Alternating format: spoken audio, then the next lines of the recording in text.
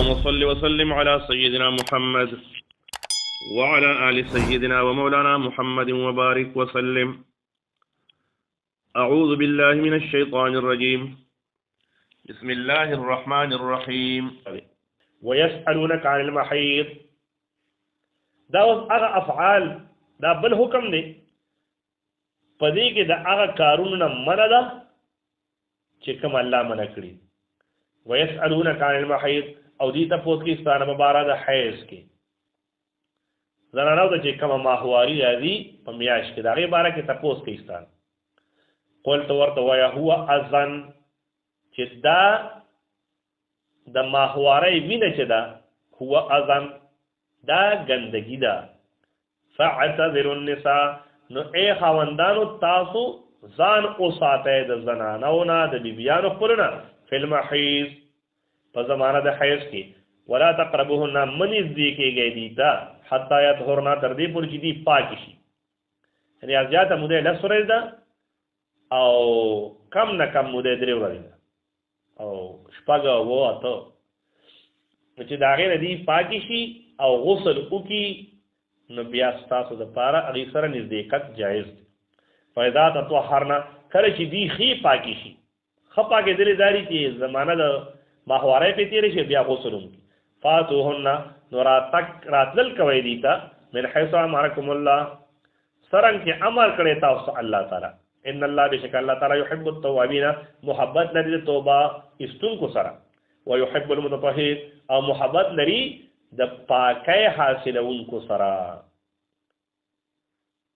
صفائی د الله ډېره خوښه ده. نساؤکم حرث لکم بیبیان استاسو فصل د استاسو د پاره. فاتو حرثکم نو راځئ خپل فصل ته انا شئتم څرنګه چې ستاسو خوښه. وقدموا لانفسکم او مخکې لېږئ نیک اعمال د پاره د فایدې د نفسونو خپلو. واتقوا الله ویریږئ د الله نه واعلموا او پوه شئ انکم ملاقوه چې بېشکه تاسو به ملاقات کوونکي یې د الله سره. وبشر المؤمنین او خوشخبری ورکړئ زما پیغمبر ایمان والو ته. ولا تجعلوا الله دا بل حکم دی چې الله منع کړی دی. ولا تجعلوا الله او مگر زوی تاسو نوم د الله عرضة ټکی نشانه لایمانکم د پاره د قسمونو خپلو ان تبروا وتتقوا وتصلحوا بین الناس دا چې تاسو نیکی وکړئ او تاسو پرهیزګاري وکړئ او تاسو اصلاح وکړئ په منځ د خلکو کې. نو د دې خبرې نه ځان مه منع کوئ، نیکي خلکو سره کوئ، پرهیزګاري کوئ، د خلکو منځ کې اصلاح کوئ. د دې نه ځان مه منع کوئ چې د الله نوم اخلئ نو هغې سره تاسو څه کوئ دروغ وایئ نو داسې مه کوئ. او دویم دا چې دلته کې پکې لا مقدر دی. ولا تجعلوا الله عرضة لایمانکم مگر زوی نوم د الله تعالی ټکی او نشانه د قسمونو خپلو دپاره ان تبرو د دې خبرې نه چې تاسو نیکي ونه کوئ او د دې خبرې نه چې تاسو پرهیزګاري ونه کوئ او د دې خبرې نه چې تاسو اصلاح ونه کوئ په منځ د خلکو کې. د دې نه قسم مه کوئ، دا خو نیک کار دی کوئ. والله سمیع علیم الله اورېدونکی دی خبردار دی. لا یؤاخذکم الله او نه نیسي تاسو لره الله تعالی باللغو په هغه لغوه فی ایمانکم په قسمونو ستاسو کې. قسم په 3 قسمه دی: یمین لغوه، یمین غموس، یمین منعقد. نو لغوه قسم پای باندې الله تاسو نه نیسي. ولکن یؤاخذکم لیکن نیسي تاسو لره بما په هغه قسم کسبت قلوبکم چې کوي زړونه ستاسو. یعنی تاسو یې قصد وکړئ د یو کار نه قسم وکړئ د کولو نو بیا ونه کوئ، د نه کولو نو بیا وکئ، نو پای کې بیا سری کفاره ده. والله غفور حلیم الله بخونکی دی حلیم او د حلم خاوند دی د صبر خاوند.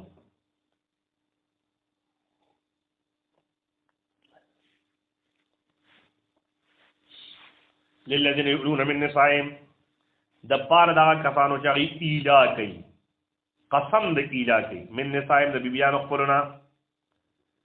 ایلا وی جدایۍ ته د جدایۍ قسم وکړي یو سړی د خپلې ښځې نه چې داسې وایي چې زما دې په الله قسمي زه به د خپلې بیبي ته نږدې نه شم. نو په دې کې بیا ایلاوی په اصطلاح د شریعت کې د څلورو میاشتو د پاره د قسمو کې چې زبا د خپلې بیوی ته نږدې کېږم نه. نو الله تعالی فرمایي تربص 4 اشهر، انتظار کول دي د څلورو میاشتو. فإن فاؤوا نو که چېرې دي وفا وکړه، یعنې دا څلور میاشتې برابر کړي. فإن الله غفور رحیم، بس بېشک الله تعالی بخونکی مهربان دی. وإن عزموا الطلاق، او که چېرې دي قصد وکړه طلاق ورکولو، فإن الله سمیع علیم، بس بېشک الله تعالی اورېدونکی دی، خبردار دی. اوس د قسم وکړه د څلورو میاشتو چې د خپلې ښځې سره به خبرې نه کومه، د خپلې ښځې سره به زه یو ځای کېږم نه. اوس قسم یې خو وکړو، خو اوس قسم یې مات کړه، نو د قسم کفاره به ورکړي.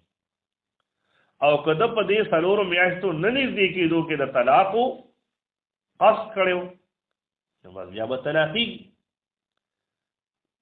نو د هغې نه وروستو دا د ایجاد قسم والا ښځه دا بیرته په نکاح کولو سره دا بیرته بیا د ښځه شوله. او نور احکام د طلاق اوس بیانېږي. د هر یوې خبرې خپل حکم دی، وایي د ایجاد قسم خپل حکم دی، هغه دغه حکم. والمطلقاتو او طلاق شوې ښځې یتربصن دي به انتظار کوي بانفسهن په ځانونو خپلو باندې 3 قروء 3 حیضه تېرېدل. ولا یحل لهن او نری جایز دي دپاره ان یکتمن دا چې دي پټ کي ما خلق الله هغه چې پیدا کړي دي الله تعالی فی ارحامهن په هغه رحمونو د هغې کې، په بچهدانو د هغې کې. ځکه که چېرې په خېټه باندې اولادو نو دا خبره به نه پټي، ځکه د هغې حکم بیا ځان لري.